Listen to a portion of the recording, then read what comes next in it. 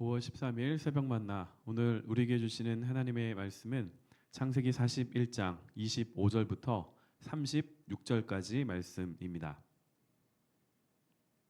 제가 봉독하겠습니다. 요셉이 바로에게 아뢰되 바로의 꿈은 하나라. 하나님이 그가 하실 일을 바로에게 보이심이니이다.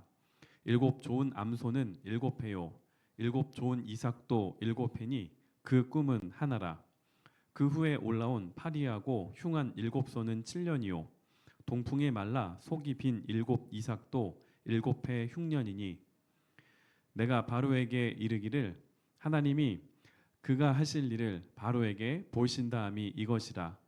온 애굽 땅에 7해 큰 풍년이 있겠고 후에 7해 흉년이 들므로 애굽 땅에 있던 풍년을 다 잊어버리게 되고 이 땅이 그 기근으로 망하리니 후에 든 그 흉년이 너무 심함으로 이전 풍년을 이 땅에서 기억하지 못하게 되리이다. 바로께서 꿈을 2번 겹쳐 꾸신 것은 하나님이 이 일을 정하셨습니다.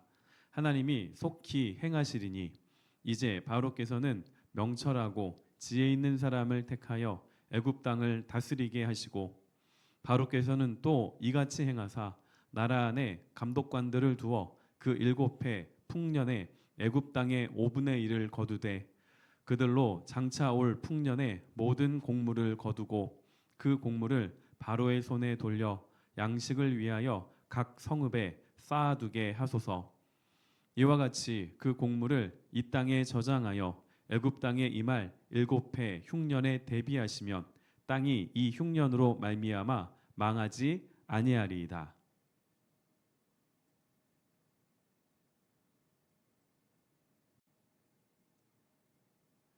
오늘은 그가 다스리는 나라에서라는 제목으로 말씀을 나누겠습니다. 요셉의 꿈 이야기는 하나님이 꾸게 하신 꿈이 한 개인에게만 해당되지 않음을 보여줍니다. 요셉 개인을 넘어서 가족에게 그리고 장차 세워질 나라 그리고 하나님의 나라에까지 영향을 끼칩니다. 이 모든 일은 하나님의 섭리 가운데에 일어났습니다. 그리고 이 하나님의 섭리, 하나님의 다스림은 요셉과 그 후손들에게만 해당되지 않음을 오늘 우리가 읽은 본문 말씀이 우리에게 이야기해 주고 있습니다. 애굽 왕 바로에게도 하나님은 꿈을 주셨습니다. 그리고 그 꿈이 바로 개인에게만 국한된 것이 아니라 온 나라를 위한 것이었고 또한 더 넓게 보면 하나님 나라의 그 놀라운 일들이 이 애굽 왕의 꿈을 통하여 일어나게 된다라는 것을 우리가 본문을 통하여 확인할 수 있습니다. 오늘은 하나님, 그가 다스리시는 나라에서 우리가 어떠한 삶을 살아가야 할 것인가를 살펴보도록 하겠습니다. 오늘 본문을 보시면 요셉이 바로의 꿈을 해석하면서 반복해서 사용한 말이 있습니다. 25절에 보시면 하나님이 그가 하실 일을 바로에게 보이심이니이다. 또 28절에서 하나님이 그가 하실 일을 바로에게 보이신다함이 이것이라. 하나님께서 바로 당신과 당신이 다스리는 나라에 이런 일을 행할 것입니다. 이 이야기를 요셉은 반복하고 있습니다. 그리고 32절에 가서는 이 일이 반드시 일어납니다. 다시 강조합니다. 바로께서 꿈을 2번 겹쳐 꾸신 것은 하나님이 이 일을 정하셨습니다. 하나님이 속히 행하시리니. 자, 이 말씀들을 통하여 우리가 확인할 수 있는 것은 하나님께서는 하나님을 믿는 사람들의 삶만을 주장하시는 것이 아니라 이 땅에 살고 있는 모든 사람들의 인생까지도 하나님께서 다스리시고 하나님께서 인도하신다는 것입니다. 본문에 나와 있듯이 애굽 왕 바로에게도 하나님은 당신의 뜻을 펼치십니다. 바로 앞에 선 요셉은 바로가 꾼 꿈을 해석해 줍니다. 요셉은 바로의 꿈에 대해서 25절에서 당신이 꾼 꿈은 하나입니다 라고 이야기를 합니다. 실제로 바로가 꾼 꿈은 2개이지요. 하지만 꿈은 2개이지만 그 꿈의 내용은 하나라는 것입니다. 꿈이 하나라고 말한 이 요셉의 이야기는 바로가 불러들인 애굽의 점술가들의 해석과는 달랐을 것입니다. 만약 점술가들의 해석이 맞았다면 지금 요셉이 바로 앞에 섰을 리가 없습니다. 요셉은 바로의 꿈에 나온 7이라는 숫자는 7해이며 꿈의 내용은 7년간 풍년이 있을 것이고 그 후에 7년간 그 앞에 풍년이 기억되지 않을 만큼 극심한 흉년이 있을 것이다 라고 해석을 해줍니다. 본문에서 요셉은 단순히 꿈의 내용을 해석해 주는 것으로 끝내지 않고 어떻게 해야 할 것인지 그 대안도 3가지를 바로에게 이야기해 줍니다. 33절에 보시면 이제 바로께서는 명철하고 지혜 있는 사람을 택하여 애굽 땅을 다스리게 하시고, 명철하고 지혜 있는 사람을 택하여 다스리게 해야 합니다 라고 제안을 합니다. 다음 두 번째로 34절입니다. 바로께서는 또 이같이 행하사 나라 안에 감독관들을 두어 그 7해 풍년에 애굽 땅의 5분의 1을 거두되, 나라 안에 감독관들을 세워서 풍년 때에 추수한 그 곡식들의 5분의 1을 저장해 놓으십시오 라고 제안을 합니다. 세 번째로 35절입니다. 그들로 장차 올 풍년의 모든 곡물을 거두고 그 곡물을 바로의 손에 돌려 양식을 위하여 각 성읍에 쌓아두게 하소서. 모아놓은 양식을 각 성읍에 쌓아두어야 합니다 라고 마지막 세 번째로 그 대안을 제시합니다.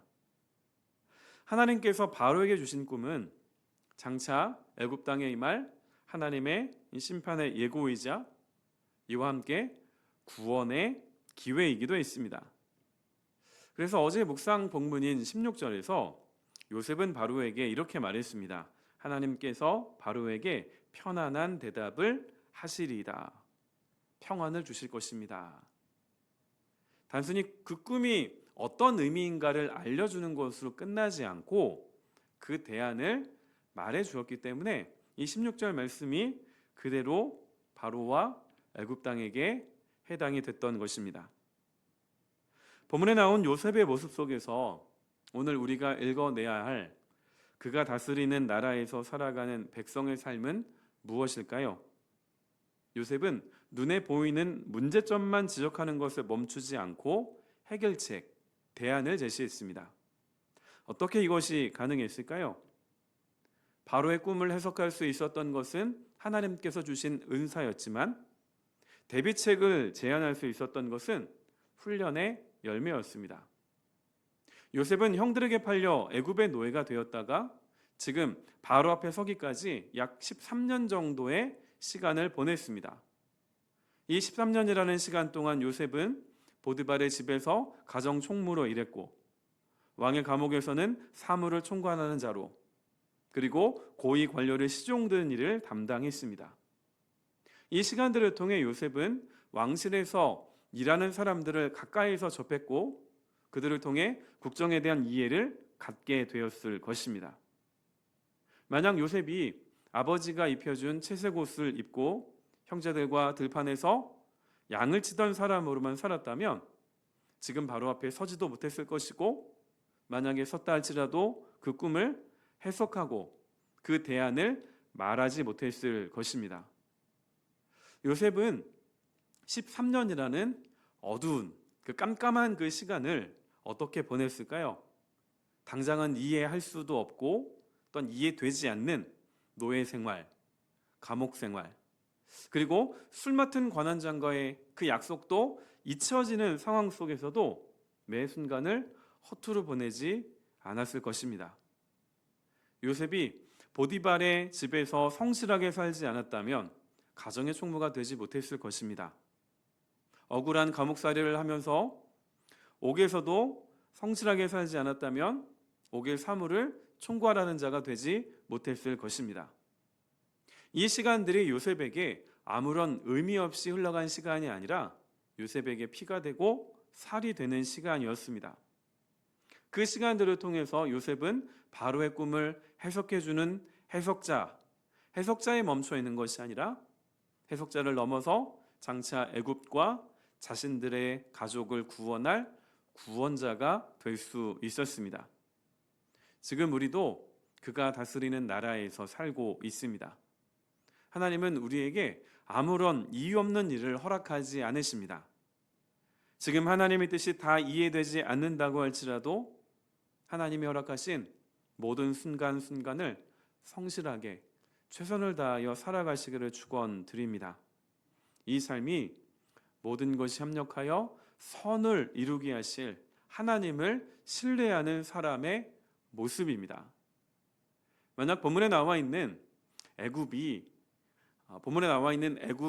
왕 바로가 꾼 그 꿈의 이야기를 그 요셉이 그냥 해석해 주는 것으로만 끝났다면 아무런 일도 일어나지 않았을 것입니다. 요셉과 같이 우리가 모든 삶의 자리 가운데에서 하나님 보시기에 부끄럽지 않은 그 최선의 삶을 살 수 있었으면 좋겠습니다. 단순히 꿈만을 말하면 그 꿈에 대한 대안을 제시하지 못하는 사람으로 우리가 이 땅에서 존재한다면 뜬구름 잡는 이야기만 하는 사람으로 불리게 될 것입니다. 우리가 믿음을 가지고 하나님을 아버지라 고백하며 이 세상을 살아간다는 것은 그냥 주일에 제가 말씀을 전했던 것처럼 그럴싸한 말만 하는 것으로 되지 않습니다. 그 말에 합당한, 그리고 우리가 믿는 하나님을 향한 믿음을 고백하는 그 고백에 합당한 삶이 따라갈 때에 그 모습 자체로 하나님께 영광이 되고 이 세상의 빛과 소망이 될 것입니다. 그 삶을 살아가시는 복된 하루 되시기를 주님의 이름으로 축원드립니다. 기도하겠습니다. 하나님, 오늘도 우리를 주님의 말씀 앞에 세워주시니 감사합니다. 오늘은 본문 말씀을 통하여 그가 다스리는 나라에서 우리가 어떤 삶을 살아갈 것인가 살펴보았습니다. 요셉은 힘겨운 그 13년이라는 어두운 터널과 같은 시간들을 하나님 앞에서 성실하게 살아냈습니다. 그 시간들을 통하여 하나님은 요셉을 훈련시키셨고 바로 앞에 서서 그 꿈을 해석하며 그 꿈에 나와 있는 내용에 대한 대안을 제시할 수 있는 사람이 될 수 있었습니다.